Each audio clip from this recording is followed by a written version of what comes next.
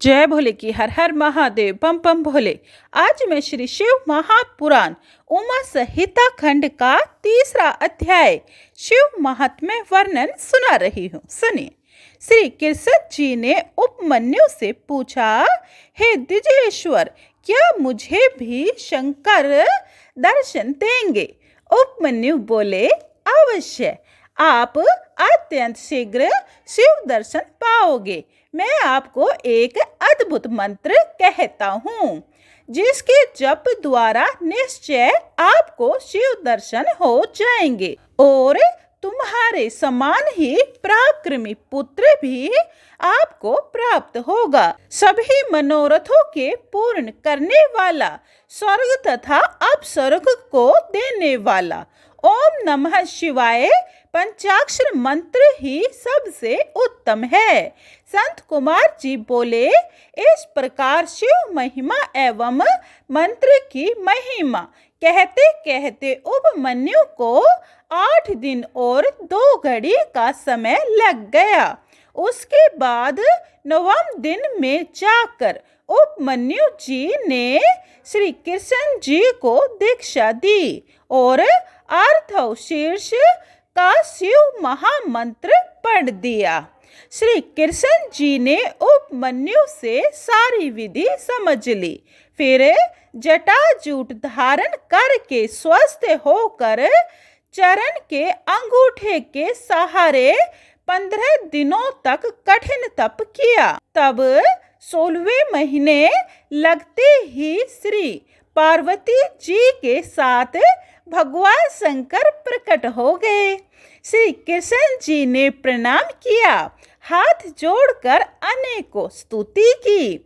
उसके बाद एक बार श्री पार्वती की ओर देखकर प्रसन्न होते हुए शंकर श्री कृष्ण जी से बोले, हे श्री कृष्ण जी, मैं जानता हूँ आप मेरे परम भक्त एवं दृढ़वर्ती हो। इस समय मैं तुमको दुर्लभ वर भी देने को तैयार हूँ। तब बार बार प्रणाम कर श्री कृष्ण जी बोले, हे देवादिदेव महादेव जी, मैं तो 8 वर चाहता हूँ। पहला, मेरी बुद्धि सदा धर्म में लगी रहे। दूसरा, मैं सारे संसार में अक्षय यश प्राप्त करूं। तीसरा, आपके समीप मेरा वास हो। चौथा, मैं आपकी दृढ़ भक्ति प्राप्त करूं। पांचवा, मुझे 10 पुत्र महापराक्रमी प्राप्त हो। छठा, युद्ध में मैं घमंडी शत्रुओं से विजय पाऊं। सातवां, मेरे समस्त शत्रुओं का नाश हो। आठवां, सारे योगी जनों का मैं प्यारा बनूं। यह सुनकर शंकर बोले, हे कृष्ण जी, तथास्तु, तुमको सभी वर दे दिए। तब पार्वती जी ने कहा, हे बुद्धिमान श्री कृष्ण, मैं भी तुम पर अतीव प्रसन्न हूँ, मुझसे वर मांगो। तब श्री कृष्ण जी ने कहा, हे देवी, मैं सदा ब्राह्मणों की सेवा करने वाला बनूं, माता पिता का भक्त बनूं। श्री पार्वती जी बोली, हे माधव, सभी तुम्हारे मांगे हुए वर मैंने तुमको दे दिए। उसके बाद भगवान शंकर श्री पार्वती जी के साथ अंतर्ध्यान हो गए। तब श्री कृष्ण जी सफल मनोरथ होकर उपमन्यु के पास पहुँचे। उपमन्यु को प्रणाम कर वर आदि पाने के वृत्तांत कह सुनाया। तब उपमन्यु बोले, माधव, भगवान शंकर से बढ़कर अधिक वरदाता कोई भी नहीं। श्री कृष्ण जी की लीलाएं भी अत्यंत है। इसी कारण भगवान शंकर का सर्वदा तुम ध्यान करते रहना। श्री संत कुमार जी बोले, इतना सुनकर श्री कृष्ण जी ने उपमन्यु को प्रणाम किया। फिर उनसे आज्ञा लेकर अपनी द्वारिका में लौट आए। श्री राम जी ने भी भगवान शंकर की आराधना द्वारा दिव्य अस्त्र पाकर समुद्र पर पुल बांध रावण का कुल समेत नाश कर दिया और अपनी पत्नी सीता को प्राप्त किया। हे मुनि जी, कामधेनु पाने के लोभ में आकर सहस्त्रार्जुन ने जमदग्नि ऋषि का वध किया।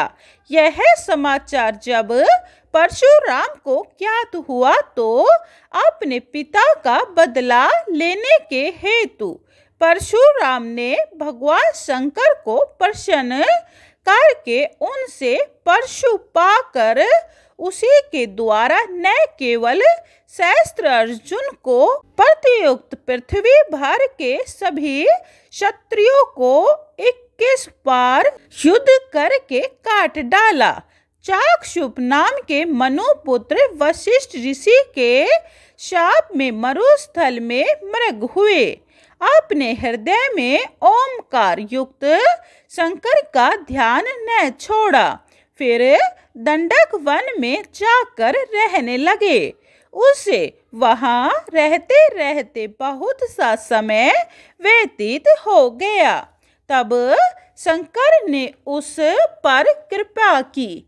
उसे श्री गणेश जी का गण बनाकर जन्म मरण से रहित कर दिया। गार्ग्य मुनि की आराधना से प्रसन्न होकर शंकर जी ने सर्व दुर्लभ मुक्ति काल ज्ञान अपनी इच्छा से विचार के योग्य भूमि सरस्वती पार होने के लिए सामर्थ्य एवं महापराक्रमी 1000 पुत्र आदि का वर प्रदान किया। एक बहुत ही दरिद्र ब्राह्मण था। उसने निर्धनता के कारण अपना गालब नामक पुत्र छिपाकर गुरु की कुटिया में रख दिया। फिर अपनी पत्नी से भिक्षुकों के आने के भय से कहा कि दरवाजे पर कोई अतिथि आवे, उससे कह देना कि पति घर पर नहीं है। उसकी आज्ञा के बिना मैं आप लोगों का सत्कार नहीं कर सकती। इतना स्त्री से कहकर स्वयं घर में छिपकर बैठ गया।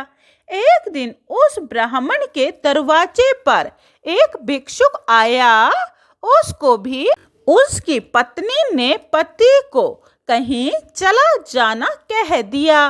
तब यह सुनकर उस भिक्षुक ने दिव्य दृष्टि से उस ब्राह्मण को घर में छुपा हुआ देख लिया। फिर बोले, ब्राह्मणी, तू झूठ क्यों बोलती है? तेरा पति तो इसी घर में छिपा हुआ है और वहीं मर भी चुका है। इस प्रकार कहकर वह भिक्षुक वहां से चला गया। उसके बाद उस ब्राह्मण के पुत्र गालब को विश्वामित्र द्वारा यह वृत्तांत मालूम हुआ तो वह घर में पहुंचा। अपनी माता से शाप का सभी वृत्तांत सुनकर उसने महादेव जी की कठिन आराधना एवं तपस्या की, जिसके द्वारा प्रसन्न होकर श्री महादेव जी ने उसके पिता को फिर जीवित कर दिया। तीसरा अध्याय समाप्तम। जय भोले की। चौथा अध्याय शिव माया वर्णन। यह आप दूसरी वीडियो में सुने। जय भोले की। हर हर महादेव। बम बम भोले। अगर आपको शिव महापुराण पूरी सुननी है तो यह चैनल सब्सक्राइब कर लें। जय भोले।